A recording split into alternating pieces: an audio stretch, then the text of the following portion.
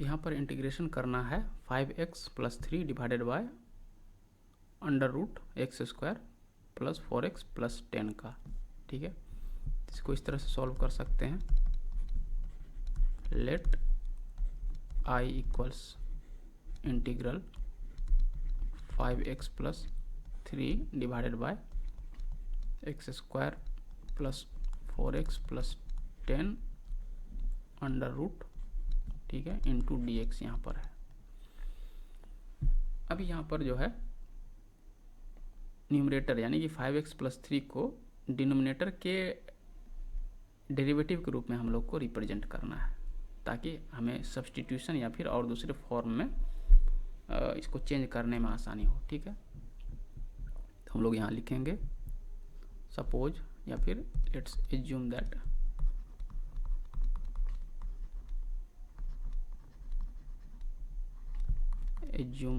that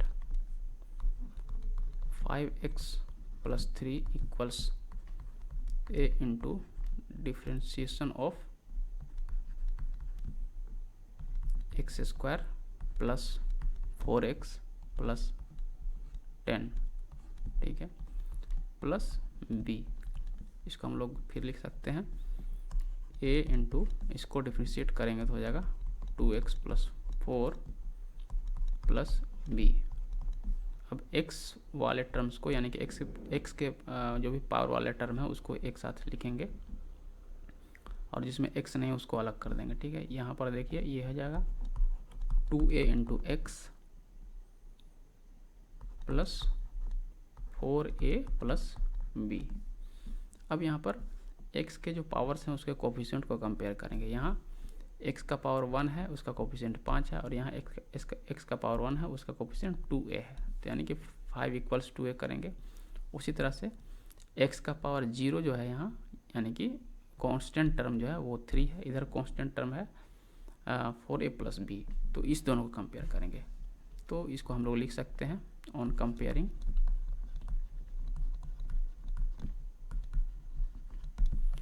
the coefficients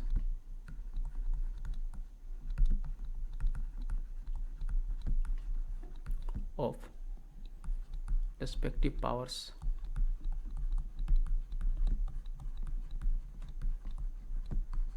of x we get, पहला था 2a equals 5 implies a equal to 5 by 2 and दूसरा हो जाएगा 4a प्लस b इक्वल्स 3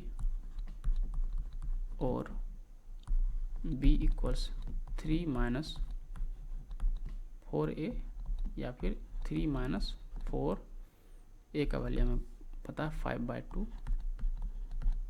2 या 4, यानी कि b equals 3 minus 10 equals minus 7, यानी कि a का वैल्यू भी पता चल गया, b का वैल्यू भी पता चल गया। तो अब हम न्यूमरेटर यानी कि 5x प्लस 3 को इस फॉर्म में रिप्रेजेंट कर सकते हैं। ठीक है, हम लोग लिखेंगे देयरफॉर I इक्वल्स इंटीग्रल, अब 5x प्लस 3 को हम लोग लिखेंगे इस फॉर्म में a है हमारा 5 by 2 into 2x plus 4 plus b है हमारा -7, तो यहाँ हम लोग सीधे -7 लिखेंगे, -7 divided by under root x square plus 4x plus 10, यहाँ dx है ही। इसको हम लोग अब अलग अलग कर देंगे इंटीग्रल्स को, इस तरह से कुछ लिख सकते हैं इसको हम लोग 5 by 2 integral 2x plus 4 into d x divided by under root x square plus 4x plus 10 -7 integral d x. एक second, dx divided by under root x square plus 4x plus 10। ठीक है, इतना हम लोग लिख सकते हैं। यहाँ हम लोग जो भी प्रॉपर्टी यूज करेंगे उसको लिखेंगे। यहाँ पर हो जाएगा सिंस k1 f1 u का इंटीग्रेशन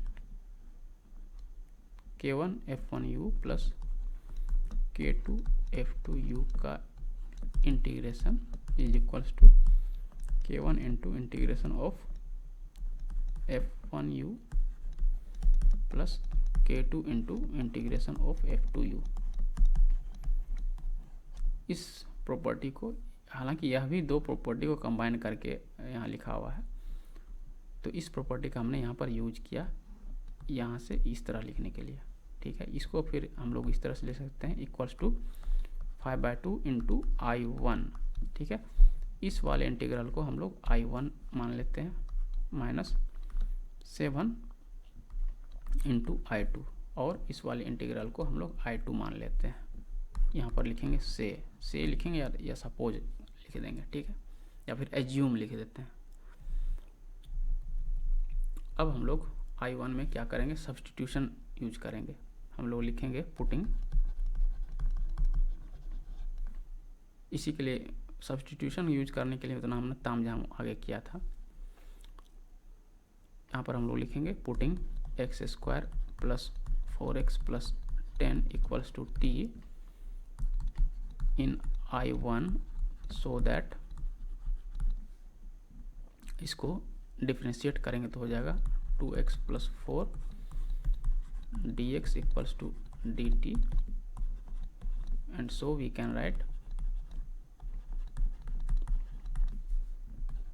I1 इक्वल्स इंटीग्रल, यहाँ देखिए 2x प्लस 4 dx है I1 के ऊपर में। ठीक है, जिसको हम लोग dt लिख सकते हैं dt अपॉन, और यहाँ डिनोमिनेटर में under root x square plus 4x plus 10 है, तो अंडर रूट ये x square plus 4x plus 10 हमारा t है, तो ये हो जाएगा अंडर रूट t, या फिर integral t to the power minus 1/2 into d T.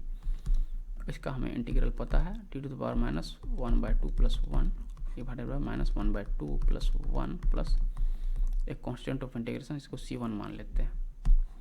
ये हम लोग लिखेंगे, जो भी फॉर्मूला यूज करेंगे उसको लिखेंगे। Since integral of u to the power n equals to u to the power n plus 1 divided by n plus 1 plus a constant of integration n should not be equal to -1।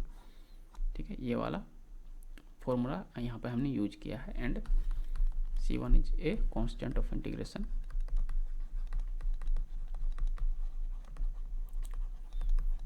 अब हमारा काम इसको बस simplify करना है। Equals हम लोग लिख सकते हैं t to the power 1/2 by 1/2 plus c1, या फिर 2 root t plus c1 equals to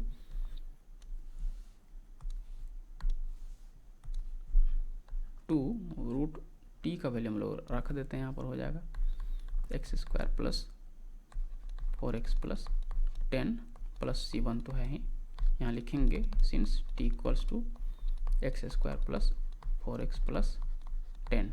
ठीक है, तो यहाँ हमारा t1 निकल के आ चुका है, इसको हम लोग याद रखेंगे ताकि बाद में हमें यूज करना है। अब t2 की बारी है।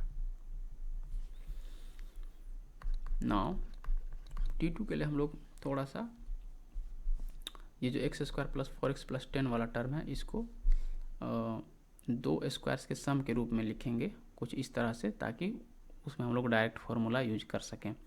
तो इसको हम लोग लिखेंगे x square plus 4x plus 10 को लिख सकते हैं x square plus 2 into x into 2।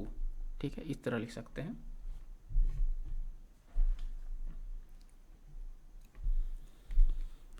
अब हम लोग क्या करेंगे, इसमें लिखेंगे प्लस इस 2 का स्क्वायर लिख देंगे, यहाँ पर 2 का स्क्वायर। अब यहाँ देखिए, यहाँ केवल 10 है, जिसमें कि यहाँ 2 का स्क्वायर यानी कि 4 आ चुका है, 4 यहाँ पर ऑलरेडी इंक्लूडेड है, तो बच गया केवल 6। तो हम लोग 6 केवल यहाँ लिखेंगे, ताकि ओवरऑल इसमें कोई चेंज नहीं आए, यानी कि इसको हम लोग सॉल्व करेंगे तो इतना ही आएगा। ठीक है, इसको हम लोग फिर आगे लिख सकते हैं। अब यहाँ देखिए ये 3 टर्म मिल के हो जाता है x प्लस 2 का होल स्क्वायर प्लस 6, या फिर इसको लिख सकते हैं x प्लस 2 का होल स्क्वायर प्लस 6 को हम लोग रूट 6 का होल स्क्वायर। तो यही फॉर्म चाहिए जिसके बाद हम लोग उसमें डायरेक्ट फार्मूला यूज कर सकते हैं। तो यहाँ पर लिखेंगे देयरफॉर I2 इक्वल्स टू हो जाएगा, ऊपर में था dx अपॉन अंडर रूट, अब यहाँ था ये x square plus 4x plus 10, इसकी जगह डायरेक्ट हम लोग ये लिख सकते हैं, हो जाएगा x प्लस 2 का होल स्क्वायर प्लस रूट 6 का होल स्क्वायर। अब यहाँ पर हम लोग डायरेक्ट फार्मूला लगा सकते हैं। तो इस तरह के फॉर्म में अगर कोई इंटीग्रैंड रहे तो उसका क्या हो जाता है,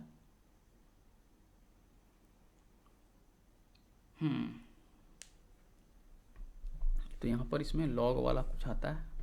ठीक है, इसका होता है लॉग मॉड ऑफ ये वाला टर्म, यानी कि x plus 2 plus under root, यही वाला चीज़ वापस रिपीट हो जाता है। ठीक है, x प्लस 2 का होल स्क्वायर प्लस रूट 6 का होल स्क्वायर, इस तरह से, प्लस यहाँ इसको C2 मान लेते हैं, कांस्टेंट ऑफ इंटीग्रेशन। और यहाँ पर हमने जो भी फॉर्मूला यूज किया है उसको लिखेंगे, integral du upon u square plus a square under root equals log of mod u plus under root u square plus a square plus a constant of integration. ठीक है, k या k1 जो भी कर लीजिए,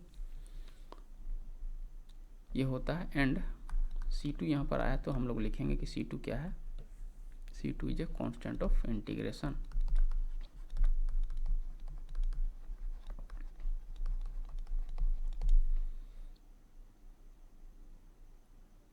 यहाँ पर देखिए हम जो लिख रहे हैं थोड़ा सा ऊपर नीचे हो सकता है, लेकिन आप जब लिखिएगा तो ऐसे क्लैरिटी के साथ लिखिएगा कि कहीं कन्फ्यूजन ना हो। जहाँ भी C2 आ रहा है तो C2 के लिए लिखेंगे। ठीक है, उसके बाद फिर लिखेंगे कौन सा फॉर्मूला यहाँ पर यूज हुआ है। ठीक है, तो अब हम बस इसको सिंप्लीफाई कर लेंगे, ये हो जाएगा log of mod x plus 2 रहेगा, और ये वाला जो टर्म है ये यही चीज़ है, तो हम लोग इसको लिख सकते हैं plus under root x square plus 4x plus 10 plus C2। अब हमें I1 I2 ज्ञात हो चुका है, तो हम लोग इस वाले रिलेशन से I1 निकाल सकते हैं। I1 इक्वल्स था 5/2 into I equals to 5/2 into I1 minus 7 into I2 था। ठीक है, 5/2 एंड माइनस 7 था। ठीक है, therefore I equals 5/2 into I1 minus 7 into I2, तो इसको लिख सकते हैं, कहाँ गए भाई I1, I1 हमारा यहाँ है, तो इसमें 5/2 मल्टीप्लाई करेंगे तो हो जाएगा 5 under root x square plus 4x plus 10, और साथ में C1 है तो C1 के साथ भी 5/2 मल्टीप्लाई होगा, लेकिन हम लोग कांस्टेंट को एक साथ बाद में लिखेंगे। ठीक है, फिलहाल के लिए बाकी टर्म्स को पहले लिख लेते हैं। और I2 के साथ माइनस 7 मल्टीप्लाइड है, तो अब यहाँ पर I2 है हमारा, सॉरी यहाँ ये है I2, इसमें माइनस 7 मल्टीप्लाई करेंगे तो हो जाएगा -7 log of mod x plus 2 plus under root x square plus 4x plus 10। ठीक है, अब बचा कांस्टेंट का खेला, तो उसके लिए एक सिंगल C लिखेंगे कांस्टेंट एक साथ, जहाँ C इक्वल्स टू, अब C में क्या है, C1 भी है C2 है, लेकिन यहाँ देखिए C1 के साथ मल्टीप्लाइड था हमारा 5/2।